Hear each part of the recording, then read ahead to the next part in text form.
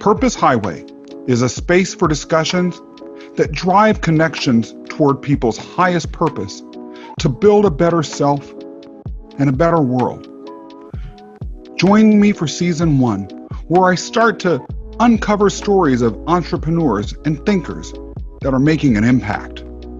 I'm your host, Scott Mason, and enjoy today's episode.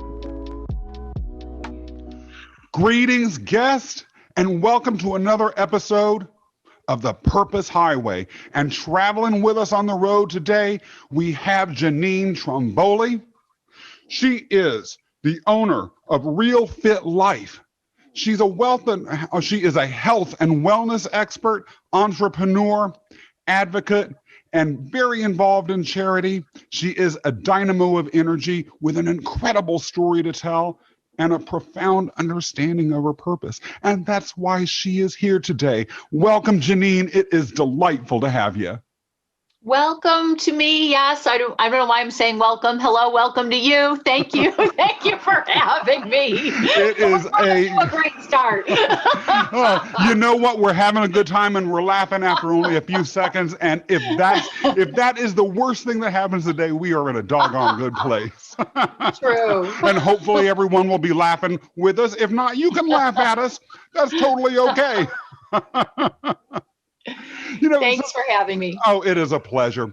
Jeannine, as we talked before this podcast, one of the things that I was impressed by with you the most was that your understanding of your purpose is more clear and has given you more drive than practically anyone I have met in my recent history. I was really impressed by that. And as we delved a little deeper into what that meant, one of the things that struck me about the way you run your business, and you can tell us a little bit about your business as you start too, is the idea that every single person who walks through the door of your business matters. And in fact, one of the ways I found that you operate in the world generally is treating people with a strong sense, almost from the moment you meet them, of their intrinsic worth. In a culture and in a time where that's not necessarily something that's a given, particularly in the business world. Talk to me a little bit about what got you to that place.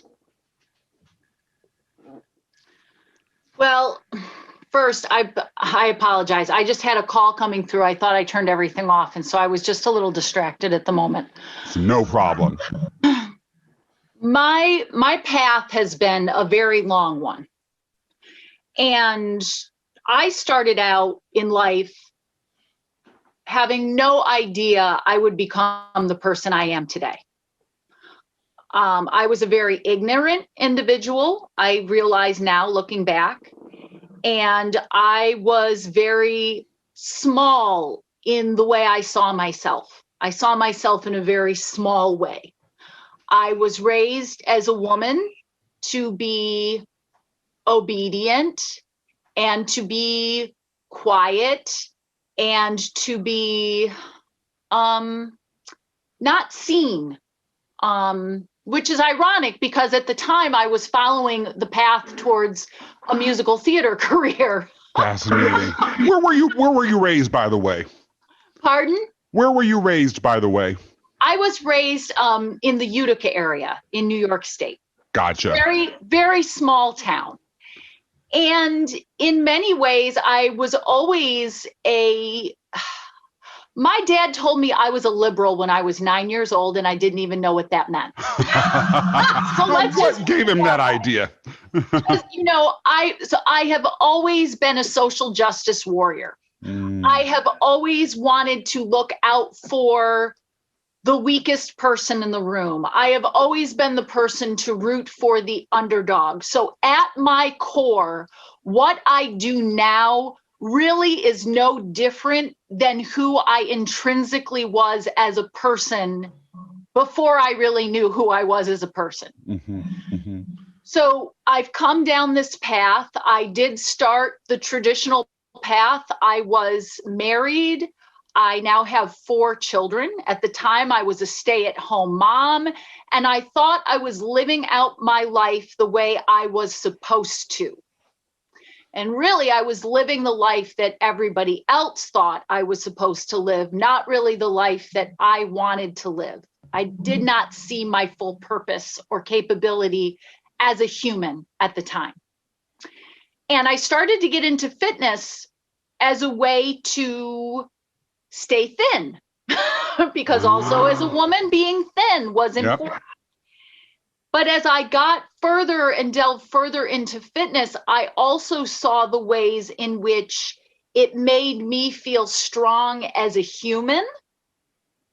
And then I started to see my capabilities in managerial positions and in the career world, and the way my strength and my strong sense of caring for others, how strongly that influenced and positively impacted other people's lives. And from there, that just further fueled me to utilize that in whatever capacity I could find through the skill sets I had and could acquire, to continue building a vision for myself through business life and just through interaction with other people, to find ways continuously to help other people see and live out their full potential. Mm-hmm. Mm-hmm. What do you think was a turning point for you, though? So you went into the fitness world to get and stay thin. And that, as you indicated earlier, is a particularly strong social expectation for females. When and how did that change? And how did that play out in your life? What did it look like for those of us that might try and figure out, well, how might this play out in my own life? And what did this look like from a story perspective? From a story perspective, I was one of those people, and I know many people, men and women especially, but men too, can relate to this. We live in a society that is very focused on our physical exterior, and I really bought into that. There was a point in my life where I consistently had a stack of magazines on my end table. I would plow through them, obsessively, and look at the ways I added up, the ways I didn't add up. Wow. Everything that I took in very deeply affected my psyche and the way I felt about myself. And I always felt like I came up short. So, of course, that pursuit of thinness was me continuing to try to meet this ideal that was constantly being put in front of me at the time through publications. This was when social media was still becoming what it is now. And the turning point for me was when I started to move more from cardio into strength training.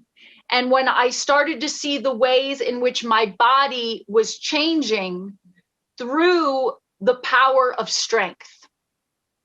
But then what happened much during this time as well, I started, because I was feeling more empowered through my career expansion. And as I became more empowered as a woman and I saw my potential and I started to really realize I had this really amazing brain in my head and that I was using it, I saw other potentials for myself in my future life. And up to that point, I was in a very, especially emotionally and mentally abusive, controlling marriage, some physical abuse.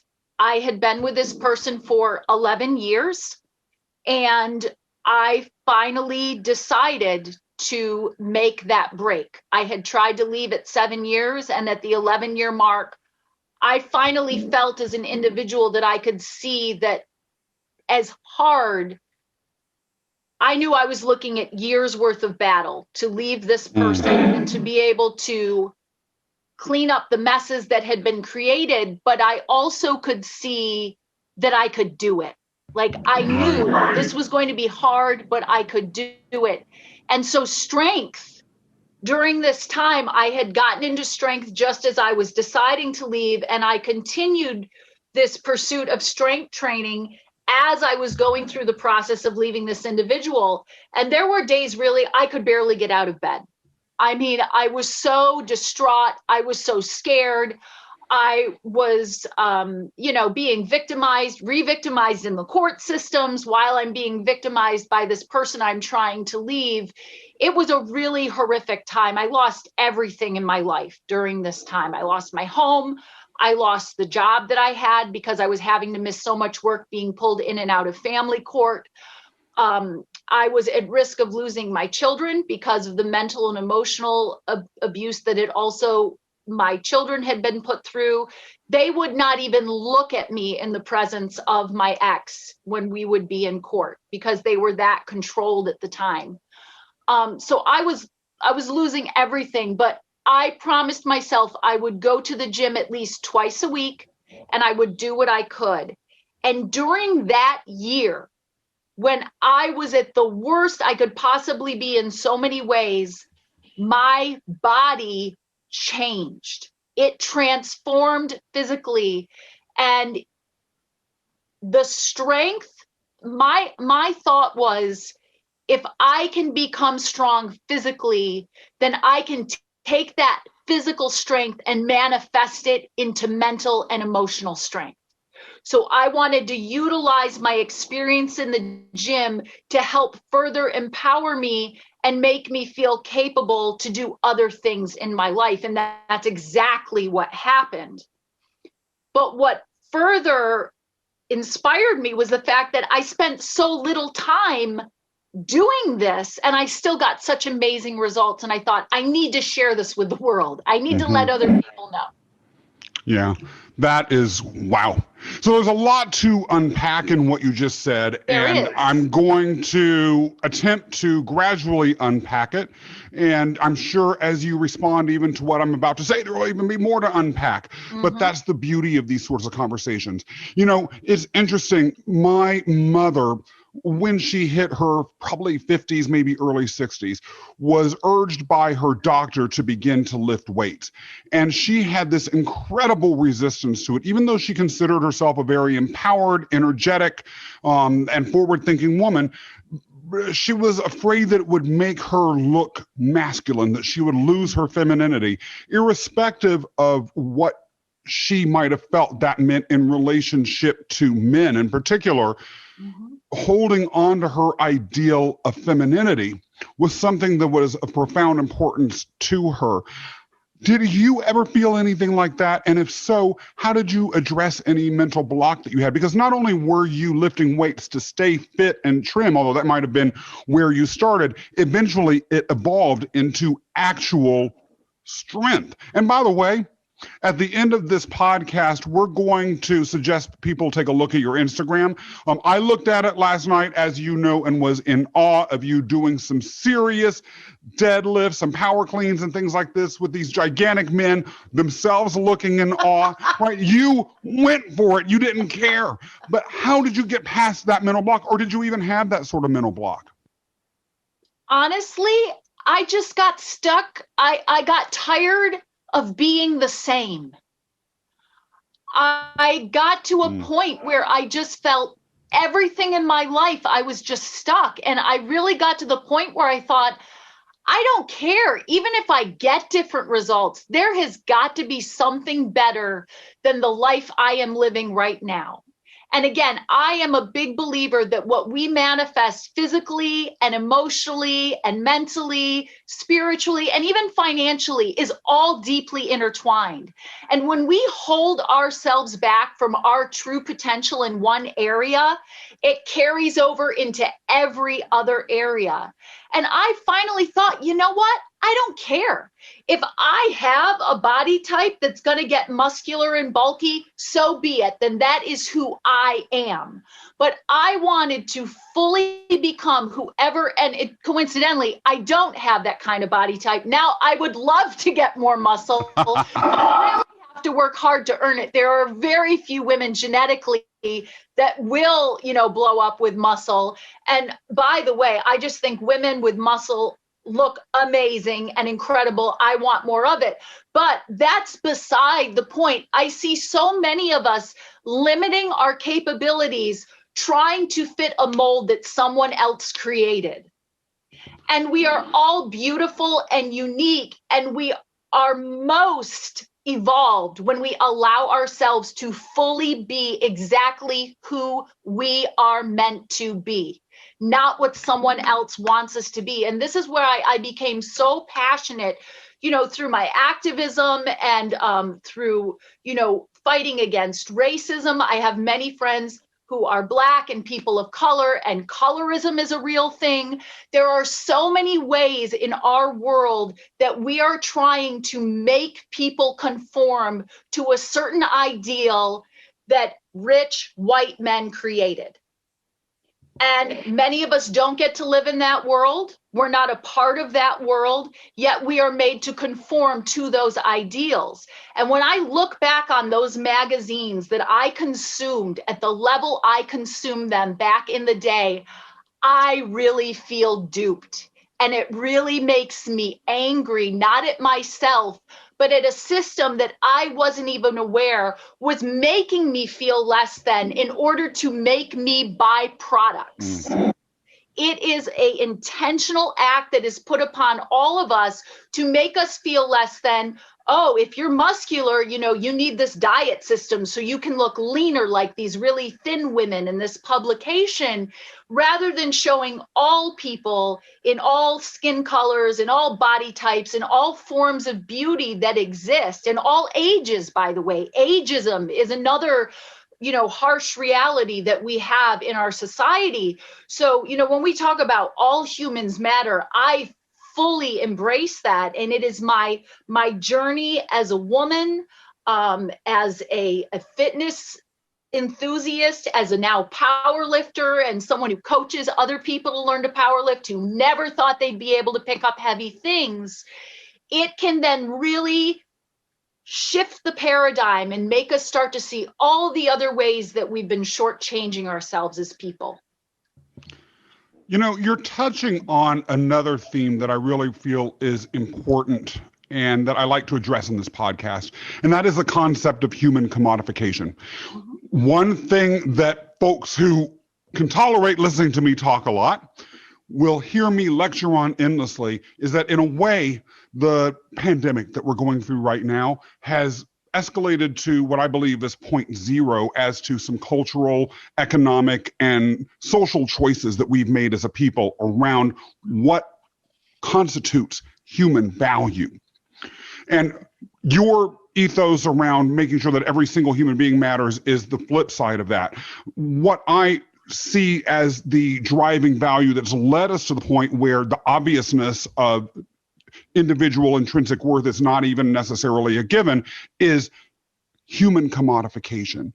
When you're talking about these beauty and these fitness magazines, and men have their version too, although I suspect as a cultural matter, the impact on women is far more pernicious, because in the case of women, it's geared a lot more towards perpetuating paradigms of submission, as opposed to men where it's about perpetuating paradigms of domination. But nevertheless, those are commodifying human people. Now, when I talk about commodification, it's usually in the context of economics. Our value is measured vis-a-vis our contribution to the GDP. But what you're talking about is something that I've recently been thinking a lot more about, which is the commodification of our sexuality or of our experience as placeholders within the human hierarchy. Mm-hmm. And like you said, sometimes those things are so ingrained that it's hard for us to see our way out of them. And if you really buy into them, you can really put yourself in a bad situation. You can perpetuate a situation that's evil, as in the case of, for instance, domestic violence and domestic abuse, a subject which speaks very deeply to me because I used to work in that field. Talk to me, and I know this, because of the fact that women in domestic abuse situations often have bought into the idea of themselves as lower on the hierarchies or lower within the hierarchies, and having some value in their alignment with these stereotypes around submission and weakness, that leaving the situation can sometimes create enormous danger for them, because that upsets the very hierarchy in which the abuser has often psychologically invested himself. Did you experience that? You talked a little bit about how this also led to estrangement from your children, financial distress. What exactly happened there? It's such a big story, so I want to try to condense it in a way that the information is valuable to our listeners, but that we have enough time. First, I want to say that I was very lucky in that a very dear friend was following my journey, and she was the one who finally came to me and was like, do you see this cycle? Do you see what's happening? And it was because of her constantly being there for me for many years and just was ready to assist me when I was ready to leave. I had a person I could rely on to help me finally make that break.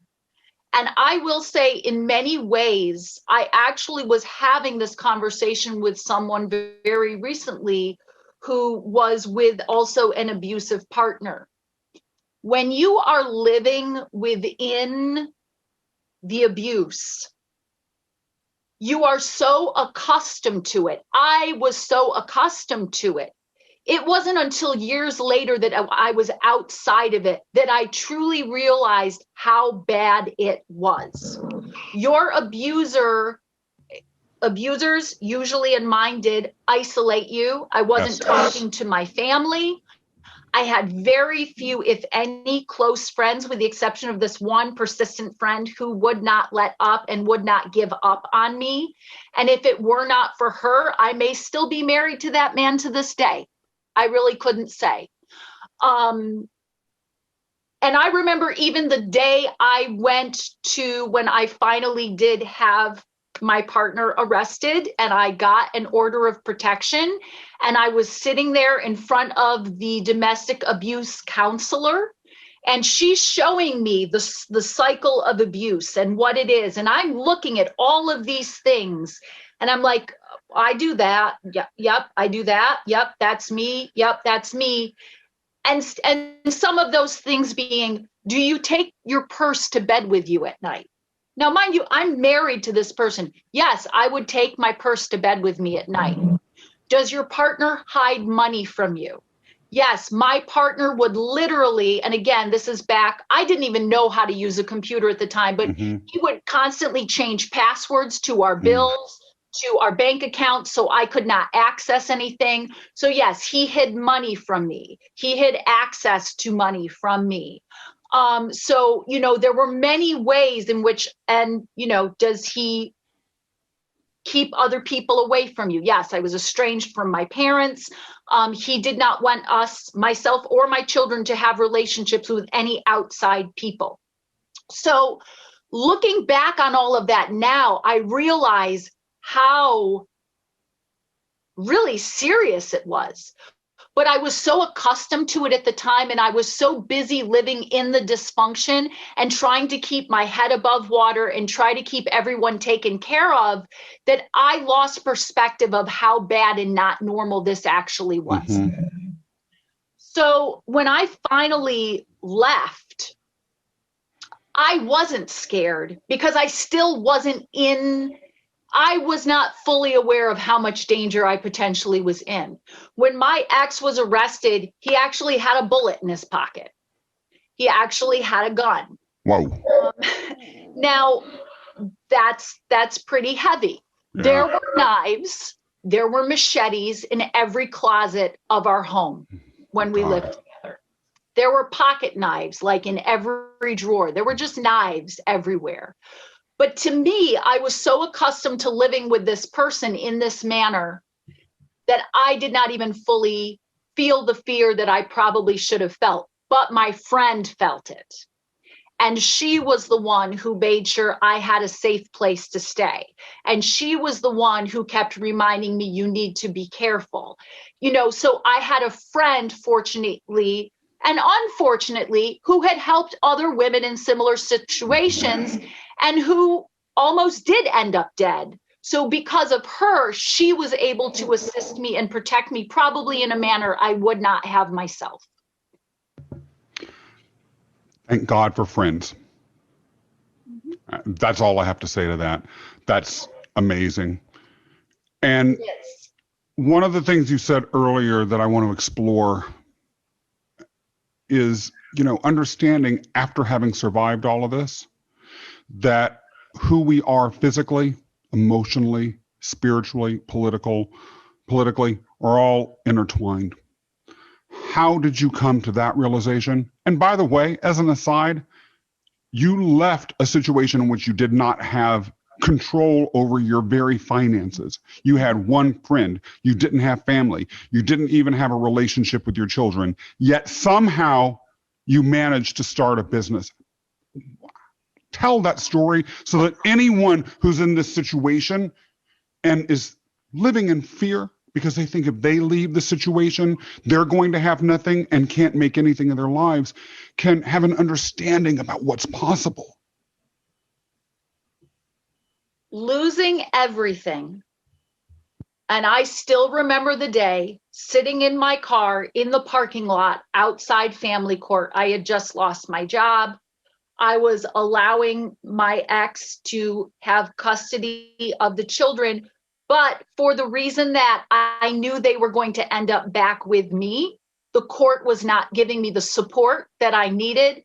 And my thought was, I am going to take this opportunity to build my financial security and stability, not even so much for me, but for my children, because they will end up back with me. And even when they weren't with me physically, I was supporting our children. I was the one financially supporting them. Wow. But I have nothing left to lose.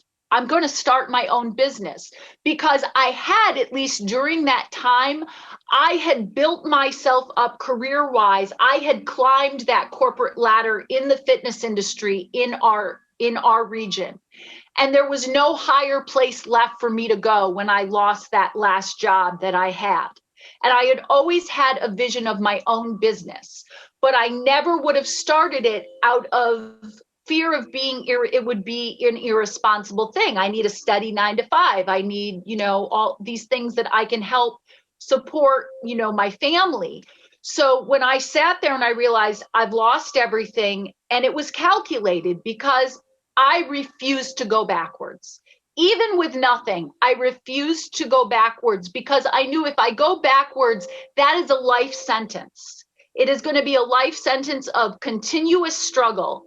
I would rather struggle for a couple years and build something where I can break through that glass ceiling in my own way, in the way I know I want to do it, rather than continuously be at the beck and call for other people and using my talents to help other people grow their visions. So it was a very calculated decision, but I also knew it was going to be hard, but I knew that my life was going to be really hard anyway. I was already in it, and I thought I may as well make the decisions that are going to help give us a future of possibility. And so I chose to build my own business and to start from there. And it was not easy. It's been 10 years now, and my business is really growing in a beautiful way, and it's wonderful to finally enjoy it. But there were many years of struggle, many years of hardship, many years of not being able to put heat in our home, and all sorts of stories. But actually now, even my kids look back on those things. And my daughter said to me one day, she said, Mom, I know, because by the way, my kids did come back to live with me within the year and have been with me ever since. Yes, right. I knew it was going to happen. But my daughter says to me now, you know what, Mom? I know, like, we had nothing, but I really don't ever remember feeling like we didn't have the things we wanted or the things we needed. As a mother, that is just, it means the world, because for me, I just didn't ever, and I know it would have been okay for my kids to feel struggle, and I know they did feel struggle, but looking back on it, for my daughter to say that means a lot to me. And so if we go back to other people and my passion and what drives me now, very strongly, I want to be able to help, not just through sharing my story, but also financially and through donating to organizations. The YWCA is an organization that is near and dear to me and that I give to whenever and however I can, because the YWCA was there for me during my time of need. And I now want to be able to I never forget where I come from. I want to be able to give that back and help other women that are in the situations I was in to find their purpose and their meaning and to build a better future for themselves and their children. Powerful. So, you've shared an incredible story with us. I think a lot of folks listening to this are going to be blown away. They're going to be touched, and they're going to want to find out more about you. How can people discover you online? How can they reach you? And talk to us about any projects that you have going on, or maybe tell us a little bit more about your business so that people can find you and learn more about you and just soak you in. Well, it's a big time for us. COVID, it really made me take pause and reassess what I'm doing as a person and also what I'm doing through my business. And so I'm actually being very intentional right now in creating a greater definition between the two, because obviously as we sit here, Scott, I have so many topics I can talk about that really don't even tie into my fitness brand, which is Real Fit Life. So through Real Fit Life, I aspire to continue to help all people fit fitness into real life. But when we talk about fitness, we don't just mean physical. I mean emotional and spiritual and, mental and financial. So you can follow Real Fit Life at realfitlife.net. We're also on Instagram. We have a Facebook page and we're on LinkedIn. But you can also follow me, Jeannine Trimboli, as I am now starting to, branch out and share more of these stories that I have that tie into my brand, but are very different from. They're more my personal stories and my stories of growth and things that inspire. And then also my journey as a woman who is an entrepreneur and who is building financial wealth for myself so I can help spread it around and share it with all of these people that I talk about. So also feel free to follow me, Jeannine Trimboli. All of my pages are also public. Instagram. I'm going to have a page within the new Real Fit Life website when that comes out. You can follow me on Facebook and LinkedIn, and hopefully soon I'm in the works to hopefully soon be in some publications as well. And I am sure you are going to have a footprint and an impact that only magnifies from here. Jeannine, it has been a true pleasure. Thank you. I do want to give one more shout out to the charity of your choice, YMCA, and thank them for the impact that they've had on your life. I also just have to, for a second, because I feel so passionately about this issue, plug the domestic violence shelter service provider that I used to work for, Urban Resource Institute, URINYC.org. It provides services to women that are in desperate need of leaving their abusers here in the New York City area. But frankly, any organization that is out there supporting women or anyone who's in an abusive relationship deserves our listeners and our viewers' supports. And I'm glad to be having someone like you who can talk about having been through it all and having survived. Thank you. Jeannine, it's been amazing walking with you down the Purpose Highway today. Thank you. Thank you, Scott. Thank you for listening to today's episode. Join our community today at purposehighway.com and subscribe to get notified when new episodes go live. Scott Mason, checking out.